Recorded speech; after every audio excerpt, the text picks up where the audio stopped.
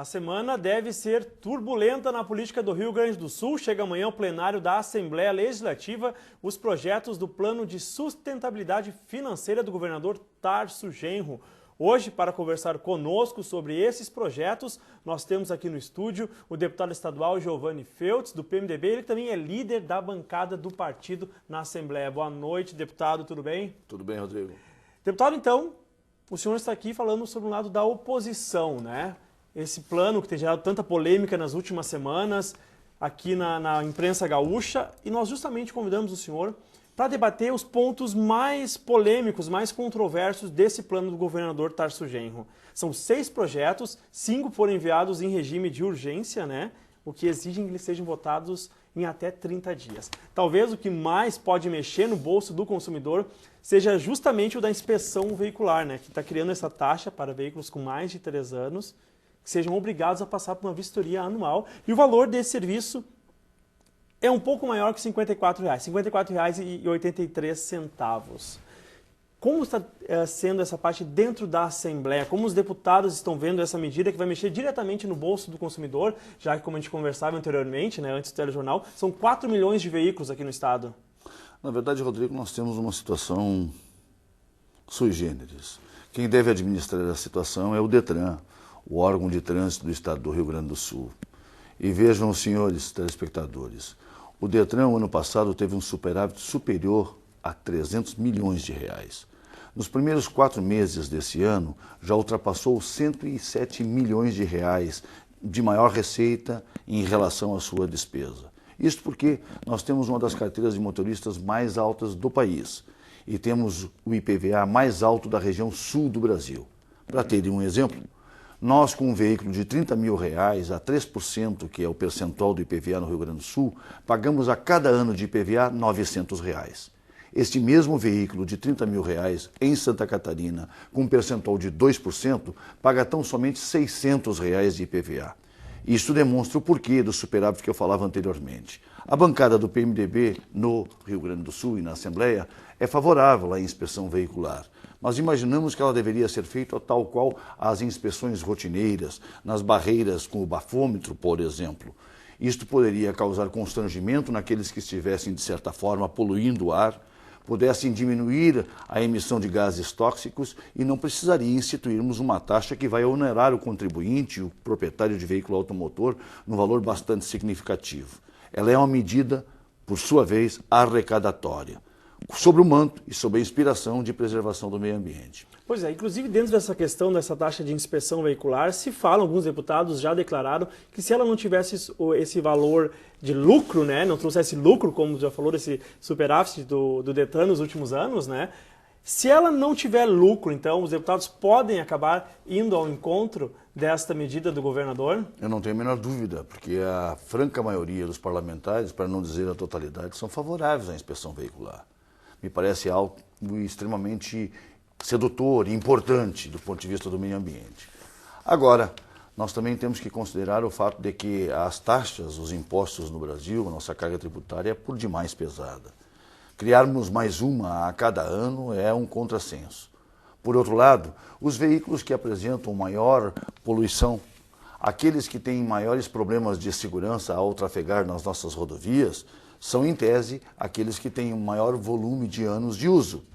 E se estes não são os primeiros a serem observados, cai por terra o discurso de que é para preservar o meio ambiente. Confirma-se por aí também a questão e a medida arrecadatória. Até vai lembrar que a FTC de Porto Alegre fez recentemente um teste, né, para saber como seriam aplicadas essas inspeções, quais seriam os resultados, e a grande parte dos veículos acabou sendo reprovados também, né? É verdade, é verdade.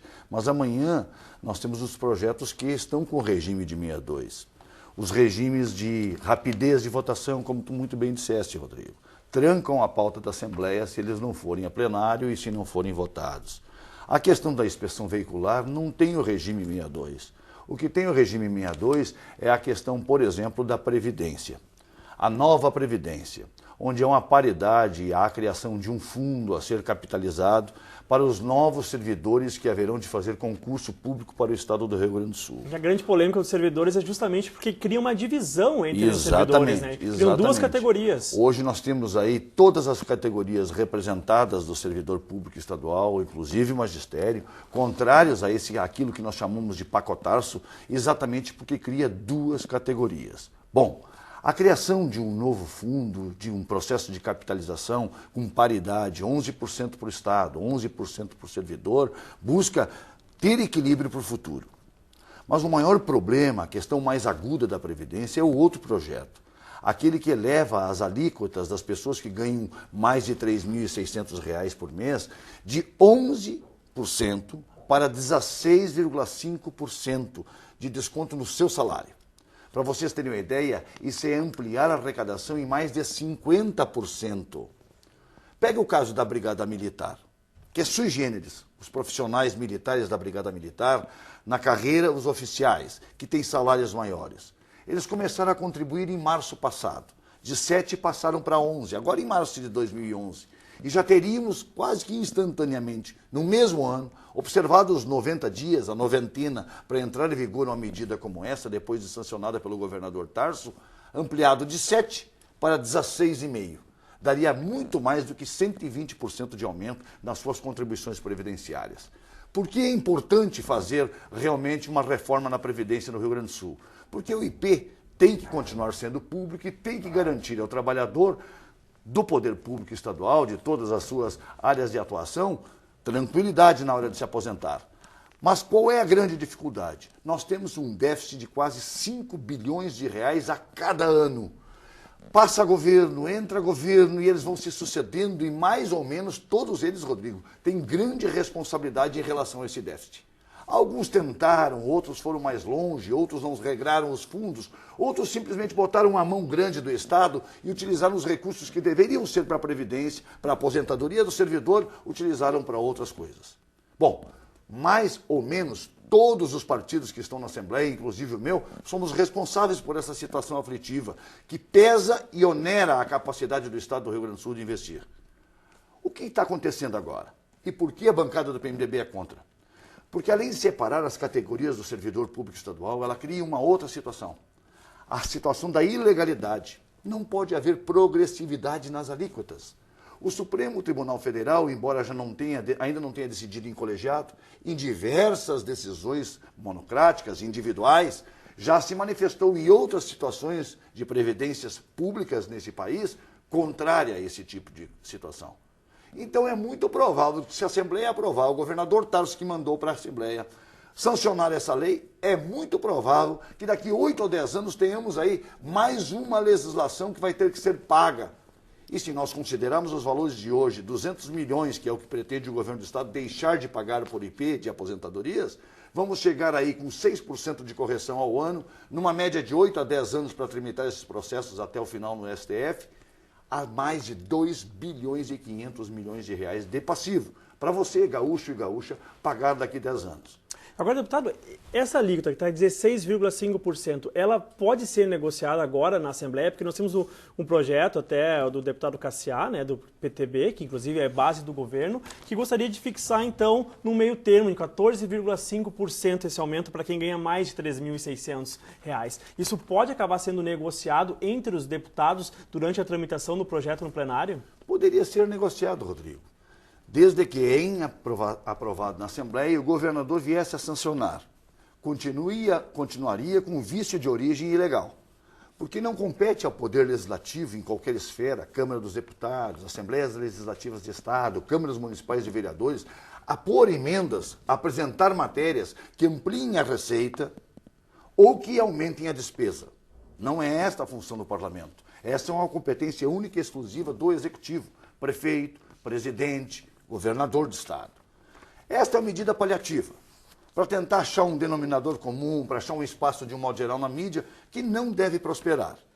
Mas eu vou um pouquinho mais longe para finalizar nessa questão da Previdência, acho importante deixar isso bastante registrado. Ocorre que o déficit sendo de quase 5 bilhões, o governo vai deixar de pagar 200 milhões. É uma gota d'água no oceano. Não dá para chamar isso de plano de sustentabilidade. É meramente arrecadatório. E como todos os partidos que estão na Assembleia, inclusive o meu, são mais ou menos responsáveis por já terem feito parte de governos passados, seguramente um governador que se elegeu no primeiro turno poderia propor e ser mais arrojado, algo que nos constrangesse a todos a construir de forma definitiva, em longo prazo, uma situação absolutamente definitiva para a Previdência Pública no estado do Rio Grande do Sul. O que é uma pena. O governador Tarso não está se preocupando e fazendo isso. Deputado, uma última questão aqui dentro desses projetos polêmicos que estão na Assembleia é justamente as requisições de pequeno valor, né? As RPVs.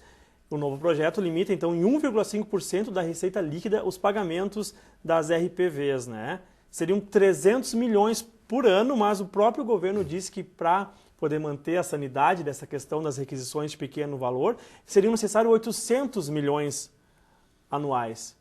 Veja a contradição. Antes das eleições, o governador Tarso, então candidato, não falava isso. Nada desses projetos. Agora aparece isso na Assembleia. Foram criados 515 cargos de confiança nos primeiros meses. Era o bônus. Agora vem o ônus. Agora a sociedade tem que pagar isso tudo. Inclusive o homem e a mulher que muitas vezes está há muitos anos esperando o seu pequeno precatório, as suas requisições de pequeno valor, que se enquadram até o limite de 40 salários mínimos de referência. Inclusive esses credores do Estado estão se sentindo traídos ou enxergando um certo calote do governo do Estado. E não deixa de ser, eles têm razão, Rodrigo. Se não, vejamos, muitos deles tinham direito, depois de transitado em julgado, ganharam esses precatórios, essas requisições, abriram mão, tinham direito a 60, 50, 70 salários mínimos, abriram mão de boa parte dos seus direitos, muitos desses precatórios de origem alimentar, para poder se enquadrar num pagamento mais rápido. Para sair fora daquela fila legal dos precatórios de grande valor, para ter um outro enquadramento, uma outra roupagem legal. Pois veja a situação que eles se encontram agora. Continuam a tricotar como dezenas e dezenas como uma forma de se manifestar e protestar contrariamente a isso. O governo, que não falou isso na véspera da eleição, quer limitar a 300 milhões quando se sabe, e ele mesmo admite, que isso poderia, quem sabe, chegar a 800 milhões de reais o desencaixe por ano. É ou não é causar injustiça com as pessoas que têm um direito líquido, certo, de receber na medida em que tem um processo judicial que transitou em julgado e, portanto, o seu direito é mais do que líquido e certo? É uma pena que esteja acontecendo. E os outros dois projetos do pacote, ou do que nós chamamos de pacotarço, que está tramitando na Assembleia Legislativa, um dá conta sobre aquela taxa que haverá de ser criada para a ampliação das indústrias na área ambiental, que o governo estadual vai pegar essa responsabilidade e vai se assenhorar de parte dos recursos disso, vai ampliar também a fiscalização nessa área, o que é positivo, mas vai aumentar a arrecadação também. E o outro projeto é colocar em licitação, em leilão, 14 prédios públicos, sendo que nos causa uma certa estranheza. Nós somos favoráveis a colocar em leilão esses 14 prédios públicos. Nós temos centenas de prédios que poderiam, quem sabe, ajudar a fazer um bom fundo, um grande fundo, para utilizar nas mais variadas áreas, entre elas na Previdência. Só que desses 14 prédios, essas 14 propriedades dos gaúchos, 4 delas estão ocupadas e não se sabe a que critério. Quem haveria de comprar algo que já estava de antemão ocupado? Ou porque, de certa forma, isso já está mais ou menos direcionado, ou quem já vem demonstrando interesse, ou porque não se quer verdadeiramente vender. São esses os projetos do pacotarço, sendo que 3 deles vão à votação amanhã. Os 2 da Previdência e aquela questão das requisições de pequeno valor. Uma grande movimentação amanhã na Assembleia, então, deputado. Agradeço mais uma vez a sua presença aqui para conversar justamente sobre esses projetos que o governador Tarso enviou à Assembleia Legislativa. Obrigado. Eu te agradeço, Rodrigo, e até uma próxima oportunidade e sucesso.